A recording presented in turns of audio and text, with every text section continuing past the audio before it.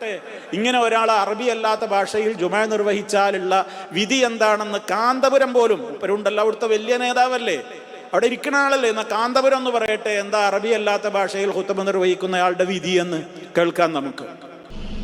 ജുമുഅ ഖുത്ബ അറബി അല്ലാത്ത ഭാഷയിൽ നിർവഹിച്ചുകൊണ്ട് ജുമുഅ നിസ്കരിച്ചാൽ ഖിയാമത്ത് നാൾ വരെ ആ ജുമുഅ സ്വഹീഹല്ല, അത് ബാത്തിലാണ്, തള്ളപ്പെട്ടതാണ്, കുറ്റകരമാണ്. യാതൊരു സംശയവും ഇല്ല. ആരെങ്കിലും മഞ്ചേരി പോകുമ്പോ തൽക്കാലം ഇവിടെ കയറി കഴിക്കട്ടെ എന്ന് കരുതിപ്പോകണ്ട.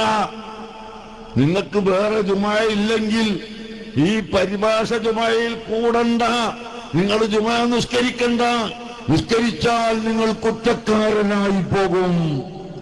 ഒന്നുമില്ലാതെ നിസ്കരിക്കുന്നത് പോലെ, ജനാപത്തോടുകൂടി നിസ്കരിക്കുന്നത് പോലെ തന്നെ കുറ്റമുള്ളതാണ് ഈ പരിഭാഷ ചെയ്യുന്ന ജുമുഅ എന്ന് എന്റെ പ്രിയപ്പെട്ട മുഅ്മിനീങ്ങളോട് ഞാൻ ഓർമ്മപ്പെടുത്തുന്നു.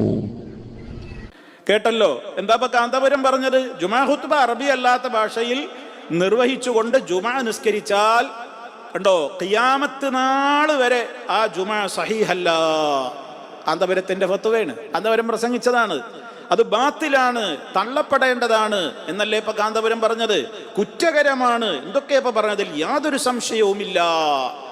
എത്ര കൃത്യമായിട്ടാ പറഞ്ഞത്. നിങ്ങൾക്ക് വേറെ ഒരു ജുമായും പങ്കെടുക്കാൻ കിട്ടുന്നില്ലെങ്കിൽ ഈ പരിഭാഷ ജുമായുടെ പള്ളിയിൽ നിങ്ങൾ പോകണ്ട, നിങ്ങൾ ജുമാ നിസ്കരിക്കണ്ട.